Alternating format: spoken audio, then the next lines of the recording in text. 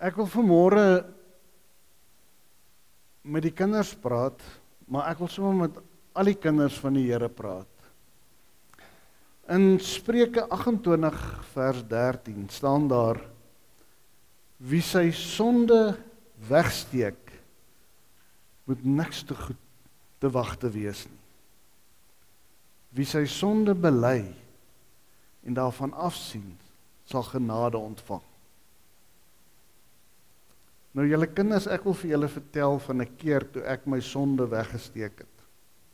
Maar julle moet dit nou nie verder gaan vertel nie. Vertel dit nou vandag vir julle. En hoe ek uitgevang is. En het ek besef, maar as 'n mens verkeerd gedoen het, moet jy dit nie probeer wegsteek. Wat gebeur het? Ek en my pa is op die plaas, my pa is 'n boer daar in Botawil se omgewing. En my pa sê vir my, hy gaan gou deur die lande stap, dwarsteer om te kyk hoe lyk die mielies, maar dan moet ek die kar vat en ek moet om die lande ry. Maar ek was in die laerskool. Julle is ons laerskoolkinders. Kan julle al kar ry? Ek kon net kar ry, net so bo die venster uitkyk. En ek het 'n Wimbix by my gehad.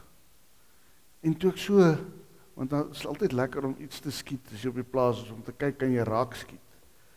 En toe ek so eendag ry, ons het met 'n kar gery op die plaas toe.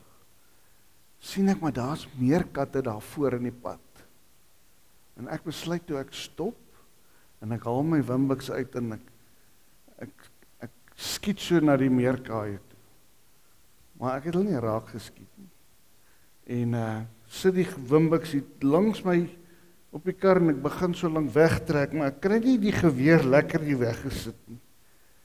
En toe ek weer hoor, toe hoor ek toe ek in die draad vas. Maar die draad het daai kar se voorkant verskriklik gekrap. En ek voel so sleg daaroor. En nou dink ek, ek is nou in die moeilikheid. Maar wat ek gaan doen, dink ek, as ek my pa daar aan die ander kant kry, gaan ek so verby hom ry, dat hy nie kan die voorkant van die kar sien. En dit gebeur toe so, ek sien hy kom hy met die lande af en ek ry by hom verby, want hy moet nie sien wat ek in die kar gedoen het. Yes, my hart klop so en hy klop so. En vraggies, my pa kom van agteraf en hy maak die deur oop en hy klim in ons ry. Nou ry ons na my oupa toe wat op die plaas gebly het. En ek dink toe, ek moet so naby as moontlik aan 'n boom stop, dat my pa nie aan die voorkant kan uitklim nie, dat hy net aan die agtertoe moet loop. Skelm, né? Ry mens, ek ry toe so en ek stop so onder 'n boom so ver en ek weet as ons nou uitklim en klaar by ouma hulle koffie en tee gedrink het, gaan hy ry en dan hy moet agter hom die kar loop, dan gaan hy dit nie kan sien nie. En dan kuier ons lekker en dit gebeur toe so. Hy loop toe agter my kar en ek agter my kar en ons klim in en toe my pa so agteruit ry, toe sê my oupa, "Wow, stop, kom, stop." Hy sê, "Wys so." En my pa stop en hy klim uit en hy kyk so na die kar, maar daai krapmerke is so vars soos kan kom, jy weet. En is lelike krapmerke. En my pa vra vir my, "Is dit jy? Jy het die kar so gekrap?" "Nee pa, dit is nie ek glad nie." Ek bedoel, hoe kan hy nou weet dis ek? "Nee, dit is regtig nie ek nie pa." En nou bid ek, "Ag Here, mag my pa nooit uitvind dat dit ek is nie. Asseblief Here, mens kan ons maar bid. Maar kan 'n mens bid dat jou sonde weggesteek kan word?" En my pa klim in die kar en hy glo my, maar ek dink nie hy het my regtig geglo nie. En toe so terugry, toe ry hy daar by die draad verby waardeur ek gery het.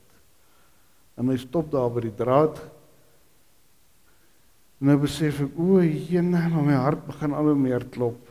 En hy stap so daar so in die draad, maar daai merke van die kar is so helder, dit is so vars as kan kom. En ek sit in 'n kop onderste bo. En my pa sê vir my, mannetjie, kom ek hierso. Wat dink jy het hier gebeur? En ek sien toe, maar hier's 'n blink ding, daar was so 'n blink ding aan die kar, wat nou hierso nog lê, hy het afgekrap met die kar, en ek trap hom so stilletjies trap ek hom so in die gras, en my pa sê vir my, wat drap jy daar? Hy sê vir my, hoekom het jy vir my gelieg? Hoekom het jy nie net vir my gesê, jy het 'n ongeluk gehad? En hy sê vir my, sal ek jou ooit kan vertrou in jou lewe vorentoe? Ek weet nie of ek ooit weer my kar vir jou sal gee nie. Dit was erger as 'n pak slaag gewees, daai vernedering. En my pa sê toe vir my, Spreuke 28 vers 13, wie sy sonde wegsteek, moet niks goeds te wag te wees nie. Wie sy sonde bely en daarvan afsiel, sal genade kry. En ek het daai dag geleer, as 'n mens 'n fout gemaak het, moet jy dit probeer wegsteek, want dit gaan uitkom. Dit sal nie eens help om te bid nie, ek het gebid, maar dit het nie gehelp nie. Dit sal uitkom, alles wat in die donker gebeur, kom uit. En dit sê ook vir my, en vir ons almal, groot mense ook, moenie dink, jy kan sonde in die geheim doen nie. Jy gaan uitgevang word. Ek sien hoeveel mans word uitgevang dat hulle goeders kyk op hulle selfone wat hulle nie mag kyk nie. Vrouens ook.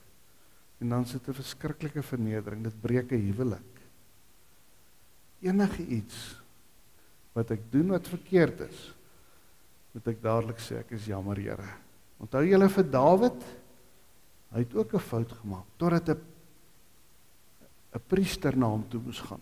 Vir hom sê, koning Dawid, maar dis jy wat dit gedoen het. En toe het hy baie skaam gekry. So sê eerder, ek is jammer, ek het hier 'n fout gemaak, ek doen verkeerd. En as jy agterkom, jy wil 'n ding doen wat verkeerd is, stop dit sommer dadelik. Want die verkeerde gaan altyd uitkom. Altyd.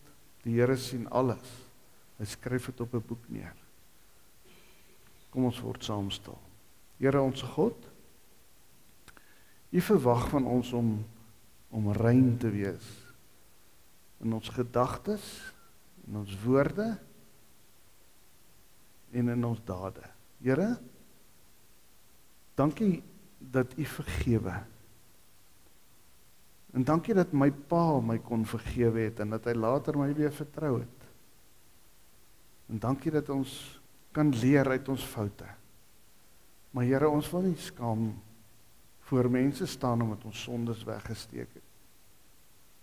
Ons wil nooit 'n sonde wegsteek en dat ons later uitgevang word.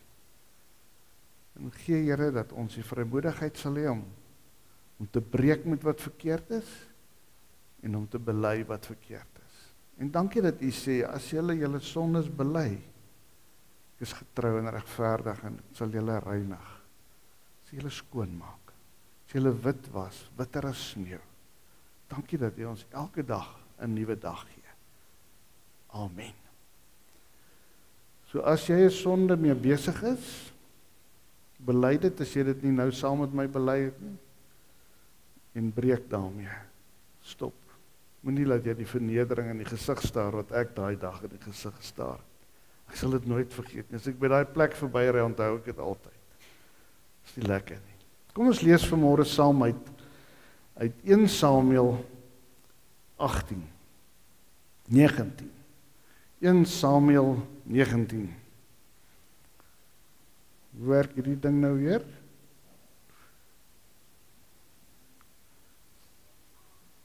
Waar sit hy aan? Miskien moet jy hom van die ander kant af werk. Ek het gedag, hy is klaar aan.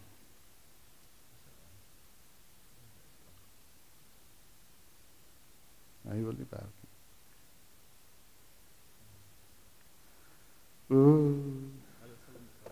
Kan jy hom van daar af werk? Ons het gelukkig ons gaan net uit die Bybel uit lees. Ek gaan net 'n storieetjie ook vir julle vertel. Ons gaan lees uit 1 Konings 19, maar voordat ek dit lees, wil ek net bid dat die Here ons sal help Is alles reg?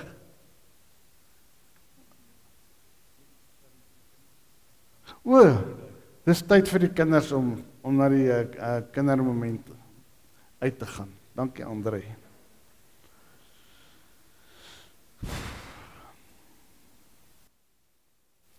1 Konings 19. Voordat ons lees, kom ons vra net vir die Here om dit in ons harte te openbaar. Ons Vader in die hemel, baie dankie vir die Bybel en dankie dat ons kan leer uit die Bybel. En bid ons nou dat U ons sal aanraak en dat U ons sal leer wat U vir ons wil leer. Ons bid dit in U naam. Amen. Ek gaan vandag met julle gesels oor Elia wat moedeloos was. En ek het daaraan gedink omdat ek by Botawil gehoor het hoe moedeloos hulle was toe hulle gesoek het en nie 'n predikant gekry het. En ek wil met julle praat oor om nie op moedverloorse vlakte te sit nie. Maar ook nie net as gemeente nie, maar ook as persoon. Ek dink so aan daai treindrywer wat eendag sommer net op moedverloorse vlakte was. Hy het opgestaan die oggend en net toe hy opstaan, toe stamp hy sy voet teen 'n stoel.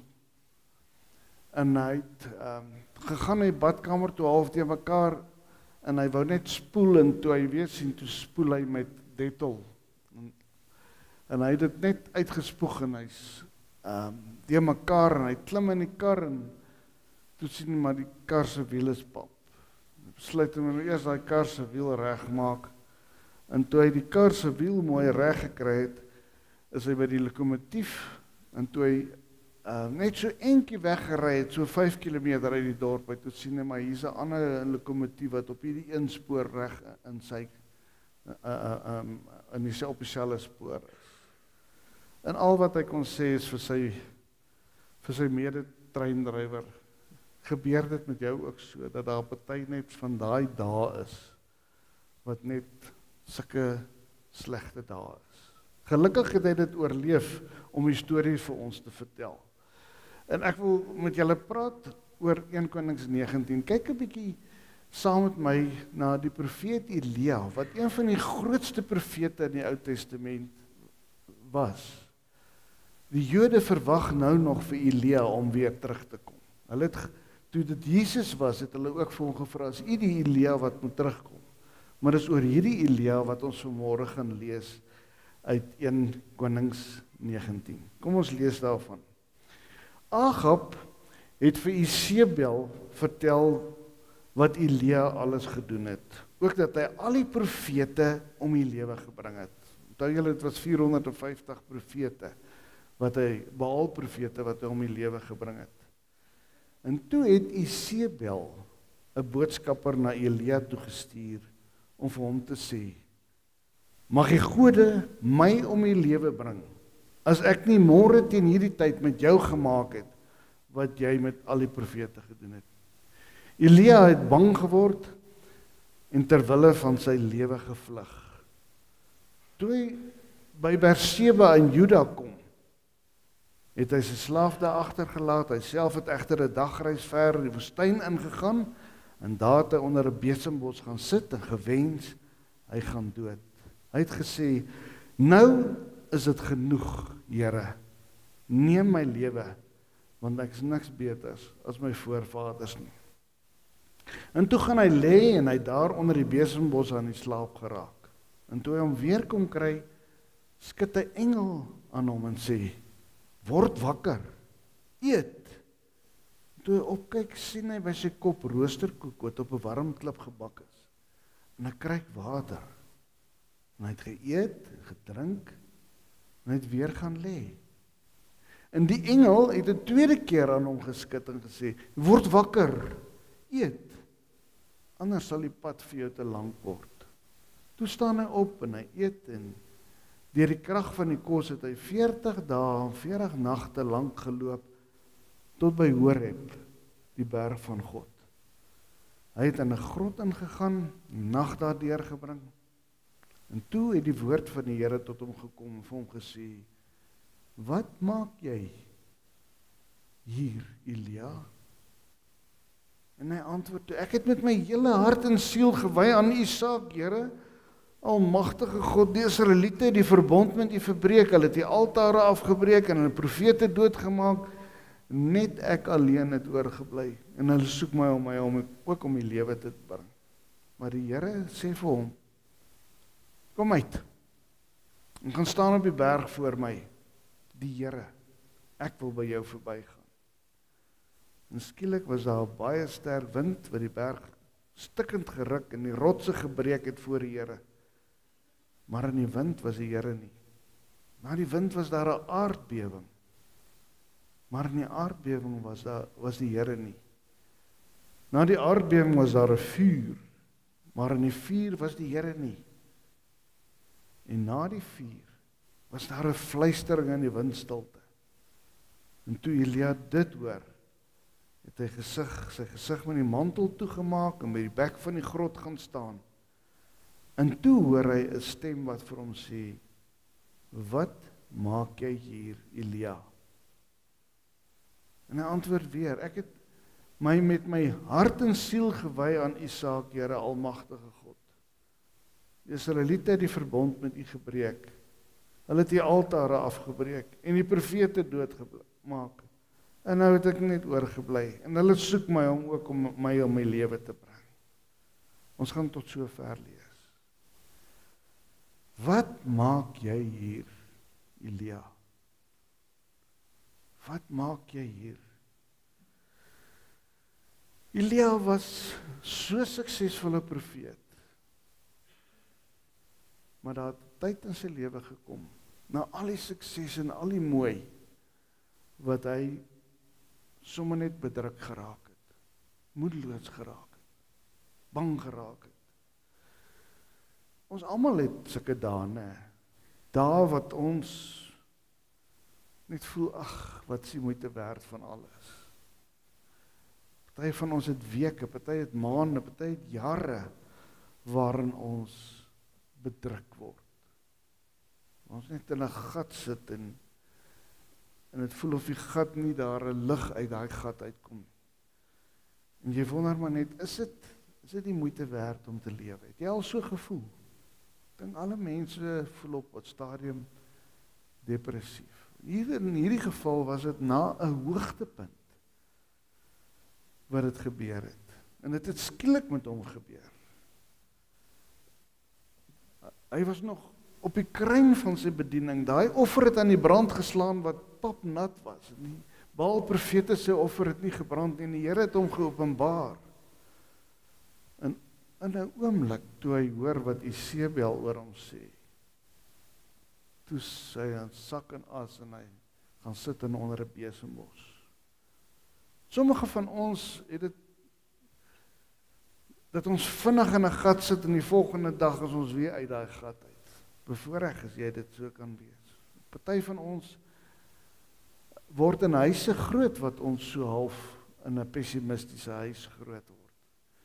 En in die lewe is vir ons pessimisties en donker en ons wonder, hoekom moet 'n mens regtig lewe? Wat is die sin? En dit kan met kinders gebeur, dit kan met profete gebeur, dit kan met enige mens gebeur. Kan julle onthou, die Here Jesus het ook op 'n dag gesê, my God, hoekom het U my verlaat? Oor elkeen van ons se lewe staan daar so rooi geskryf, fragile, breekbaar. Nie een van ons is nie breekbaar nie. Ons sien in hierdie geval in Elia dat hy regtig baie al was. En sy gesprekke met die Here was verwytende gesprekke. Nie een van ons is te goed om nie moedeloos te raak, om nie negatief te raak, om nie wanhoopig te raak, om nie bedruk te raak of down te word of depressief te word. Dit kan met enige mens gebeur. As dit nog nie met jou gebeur het nie, dan moet jy sê baie dankie, Here. In die algemene spreektaal praat ons van depressie. En dis nou nie depressie van 1933, toe dit nou so vir baie jare nie geleef het. Depressie is 'n siekte van ons tyd, het E.L. de Villiers geskryf, maar eintlik is dit 'n siekte of 'n toestand wat al vroeg in die Bybel voorkom, dat mense mistroostig kan raak. Het jy al so mistroostig geraak? Mistroostig. Dat mense neerslagtig kan raak, sommer net bedruk kan wees. Die sielkundiges sê dat as 'n mens vir 'n maand lank so voel, dan noem hulle dit 'n major depressie. Dan het jy regtig hulp nodig om jou net uit daai gat uit te kry.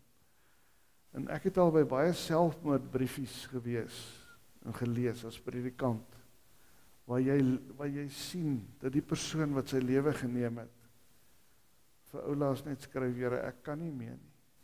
Dit is vir my net te sleg. Lewe het vir my geen sin nie. Vergewe my julle. En dan bring hy hom of haar, bring hulle self om die lewe. Dit moet verskriklik wees as 'n mens in so 'n situasie was en so depressief is. En ek het al baie sulke mense belewe wat soos 'n Elia net wanhoopig geraak het. Vreesagtig, en die woord wat hulle beskryf is 'n angs wat hulle beskryf. 'n Angs, sê die sielkundiges, is 'n vrees sommer net vir alles wat jy nie weet waarvoor is jy, maar jy sit met 'n angstigheid en jy sien nie kans om te lewe nie. Dis nie 'n siekte van die tyd nie. Dis 'n verskynsel wat al dwars deur die lewe voorgekom het en waaroor baie geskryf is. Die eerste geval van 'n depressiewe persoon kry ons in Genesis 4 al.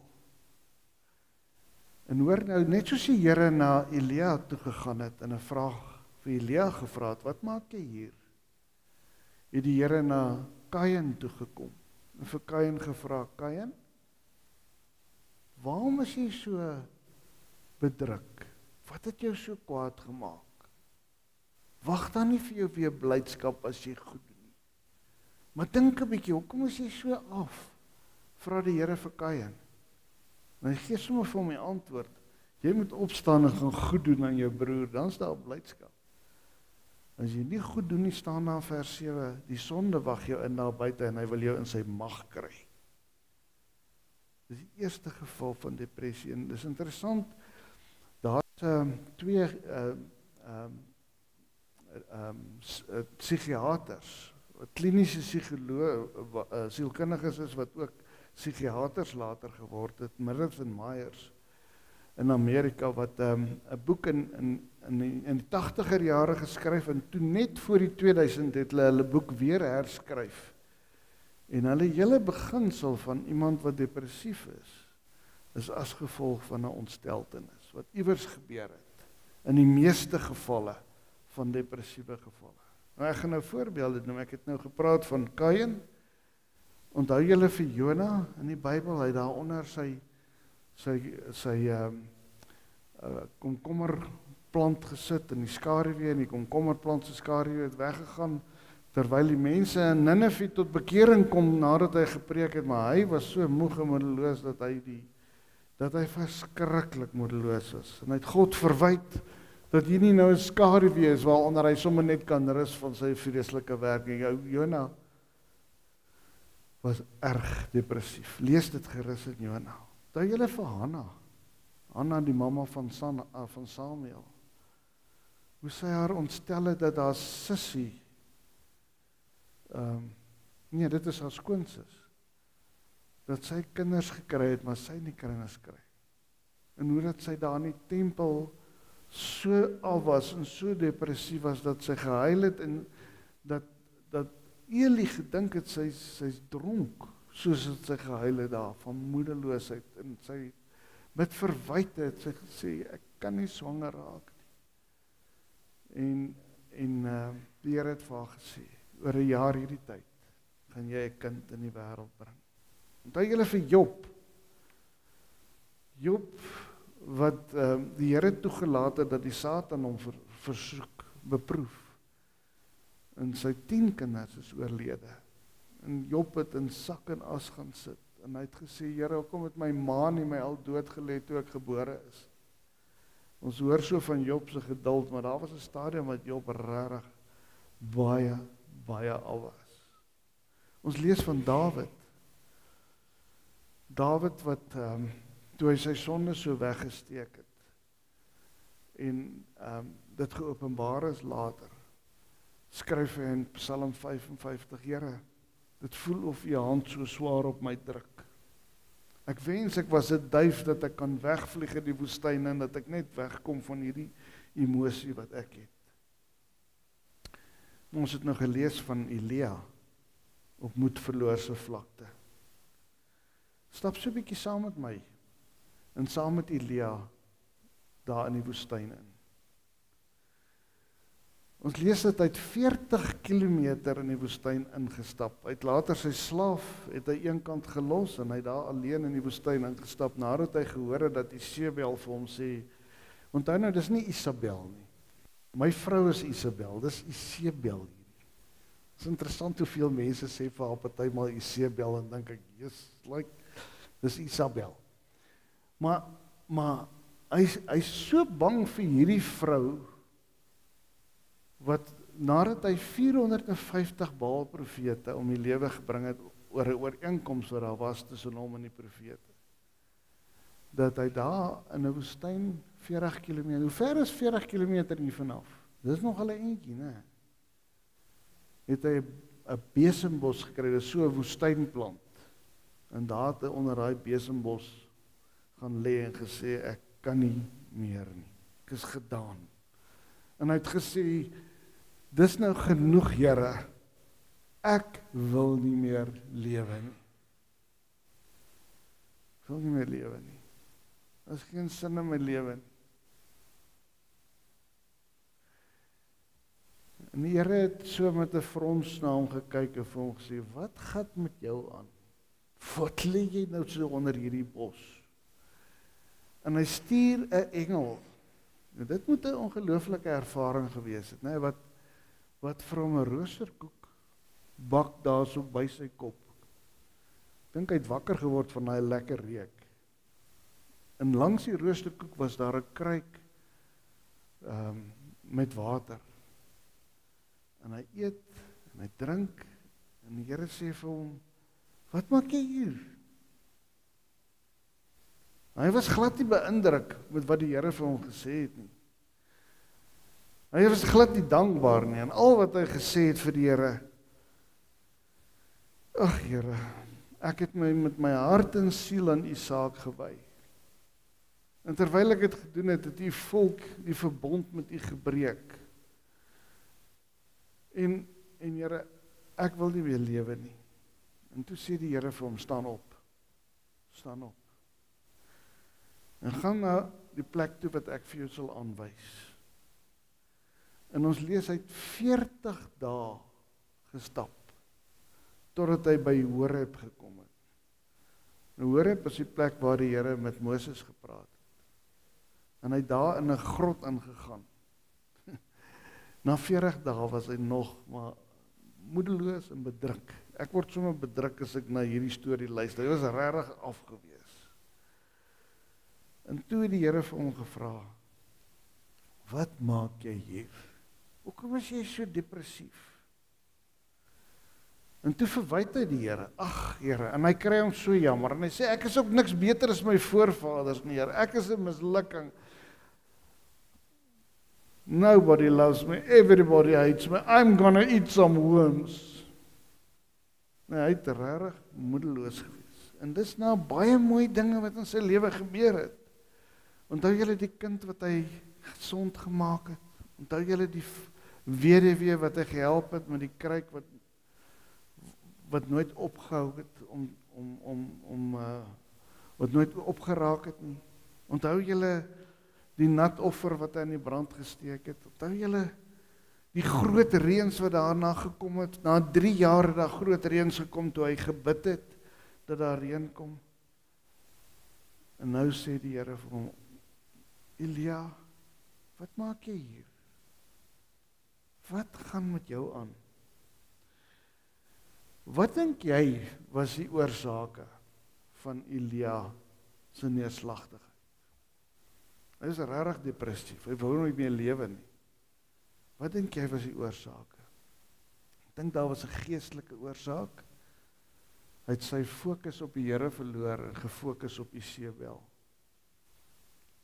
Isebel het groter geword as wat die Here, sy God, vir wie hy gedien het en wat vir hom deur baie wonderwerke gehelp het. Ek het maar net 'n paar nou genoem.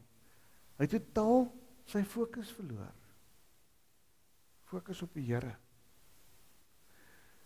Behalwe dat dit 'n geestelike oorsaak was, was dit 'n irrasionele oorsaak ook, want hy het skielik homself vergelyk met sy voorvaders.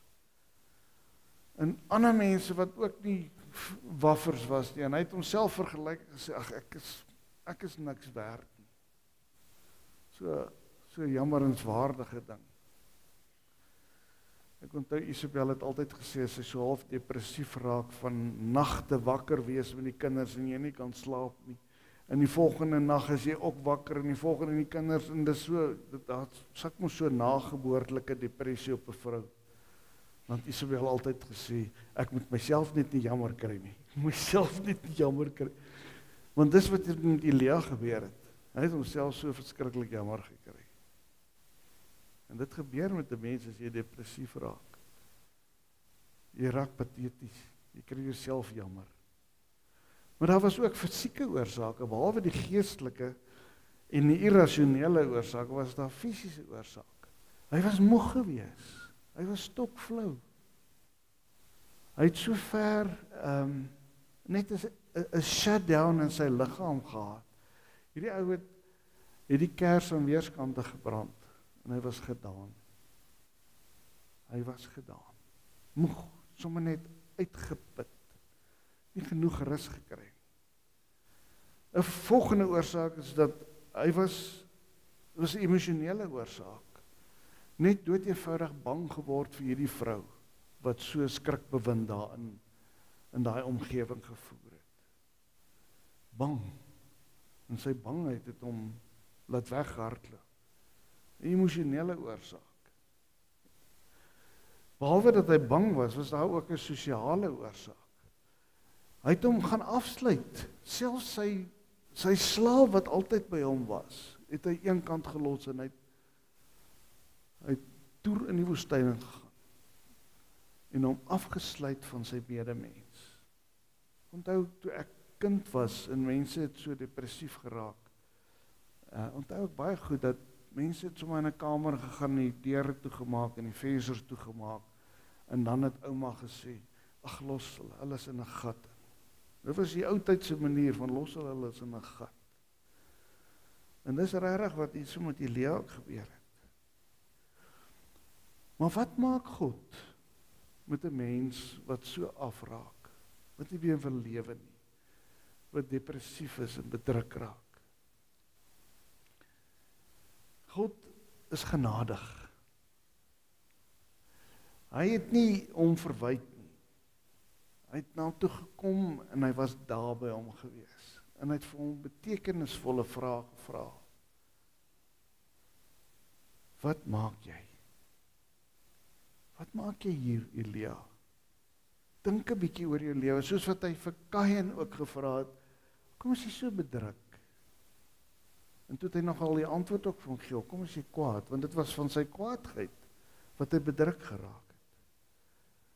Maar God het ook omgesien na sy fisieke behoeftes. Hy het hom kans gegee en vir hom kos gegee en vir hom water gegee en vir hom rus gegee, dat hy net rustig is. En toe die Here met hom gepraat, is hy nog nie beter nie. Hy verwyd die Here, né? Ek is niks goed nie. Maar God vra vir my en vir jou en hy vra vir ons as gemeente ook. Wat maak julle hier in Leidenburg? Wat is jou doel hier in Lydenburg? Is jy miskien self depressief is, of jy ken iemand wat depressief is? Miskien 'n goeie ding om te vra vir die persoon, wat maak jy? Ons het 'n maatskaplike werker in Wittervier gehad, as iemand voor haar kom sit en sy hele storie vir haar vertel, en in sak en as sit, dan vra sy altyd, wat is jou planne vir jou lewe vorentoe? Wat is jou planne? Iewers moet 'n mens nie so 'n persoon verwyk nie, ook nie 'n gemeente verwyk nie, maar wat is jou planne? Wat maak jy? My pa het altyd, ons was 5 kinders, en as ons aan die oggend ontbyttafel sit in vakansietye, dan het hy vir ons gevra, en wat is julle modus operandi vir vandag? Modus operandi, wat is jou plan van aksie vir vandag? Nee, dit was altyd 'n vraag, en dit was nogal goed geweest, want as my pa dit nie vir my gevra het, moes hy vir ons planne uitgedink het. Maar ons moet ons eie planne uitdink. Wat is my planne vir vandag? En God vra vandag vir Lydenburg Suid. Wat maak julle? Waarmee is julle besig? Wat is julle planne vir die pad vorentoe?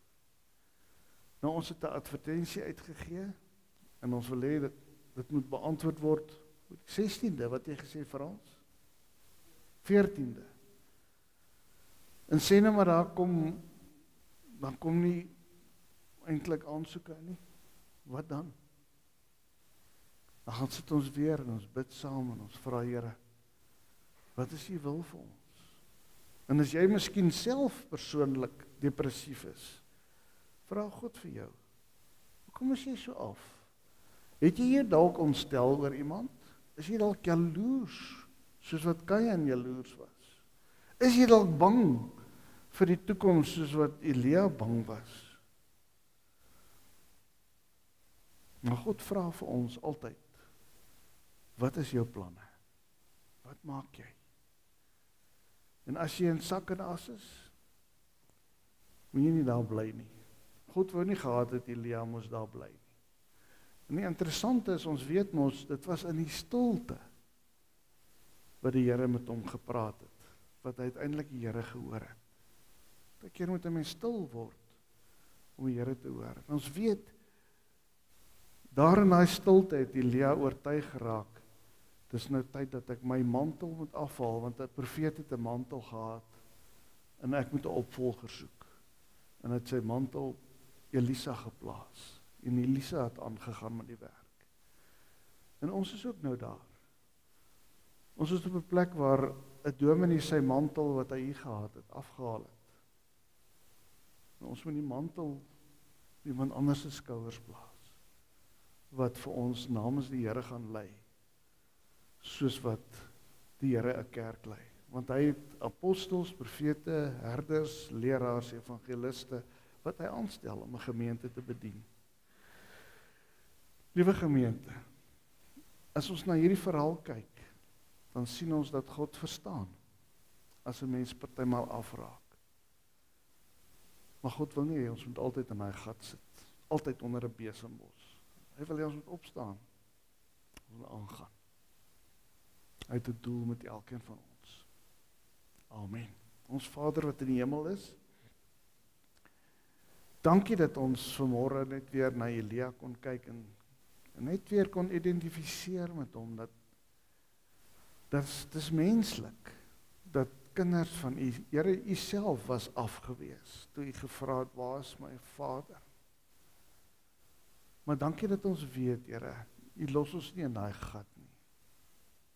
Dit is nie elke dag so nie. Maar dankie dat ons net hoor, U vir ons sê, wat maak jy hier? Wat is jou planne? Het jy 'n plan vir die pad wat voor lê? Daarom wil ons bid, Here, dat U vir ons wysheid sal gee, vir as gemeente. En as hier vanmôre individue is of geliefdes het wat nie hier is nie, wat depressief is, help ons om aan te hou om by so 'n persoon te wees en aan te hou om te gee, te versorg soos U versorg het. en die regte vrae te vra, voordat ons vingers wys of raad gee. Dankie Here, ons kan bid vir 'n nuwe leraar.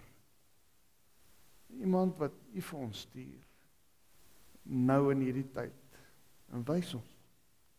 Ons bid ook vir leraars wat iewers in 'n gemeente sit, wat nie voel of hy wil skuif nie.